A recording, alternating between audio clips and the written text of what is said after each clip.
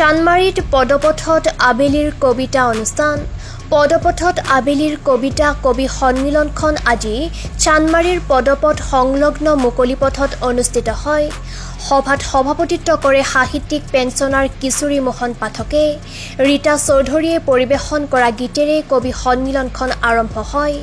কবি সন্মিলনখন আনুষ্ঠানিকভাৱে উদ্বোধন কৰে ডক্টৰ ইন্দ্ৰাণী দত্ত গগৈয়ে।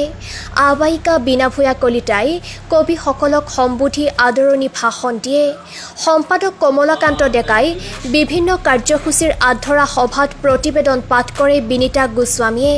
কবিতা পাঠ আৰু গীত পৰিৱেশন কৰে দিলীপ বৰুৱা, নগেন্দ্ৰ মোহন ভট্টাচাৰ্য, কমলাকান্ত ডেকা, ৰণেন্দ্ৰ কুমাৰ বুঢ়াগোহাঁই, ভৱেশ দত্ত, দীপেন ভৰালী, দীপিকা মালাকাৰ, ৰিজুমালী দত্ত, মীনাক্ষী দেৱী, ডক্টৰ ইন্দ্ৰাণী দত্ত গগৈ, অখিল দাস, বন্তি শইকীয়া, শইকীয়া দত্ত, ফণীন্দ্ৰ নাথ বৰ্মন, বীণা ভূঞা কলিতা, অতুল চন্দ্ৰ কলিতা, বিনীতা গোস্বামী, মঞ্জুলা বেগম, মৌচুমী শৰ্মা বৰদলৈ, মদন চন্দ্ৰ মেধিয়ে।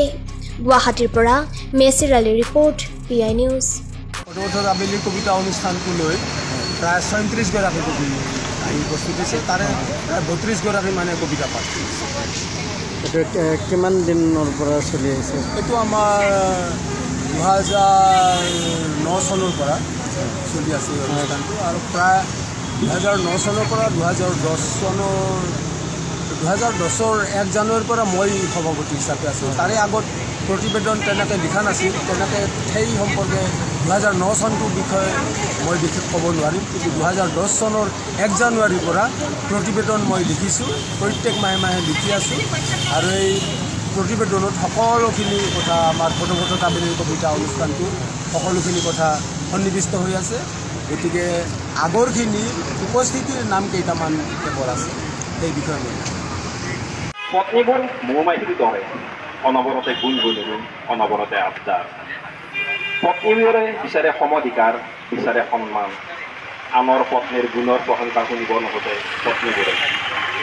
নিজে ৰান্ধি ভাল পোৱা পত্নীবোৰে ৰন্ধনৰ প্ৰশংসা নকৰিলে বেয়া পায় স্বামীক।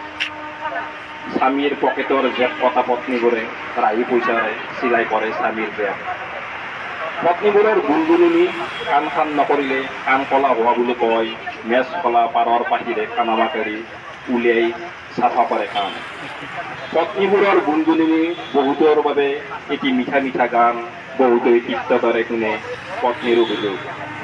তথাপিও পত্নীবোৰ পত্নীৰ দৰে উদাস সময়বোৰক সাৰ পানী যোগাই কৰি তোলে মধুৰ।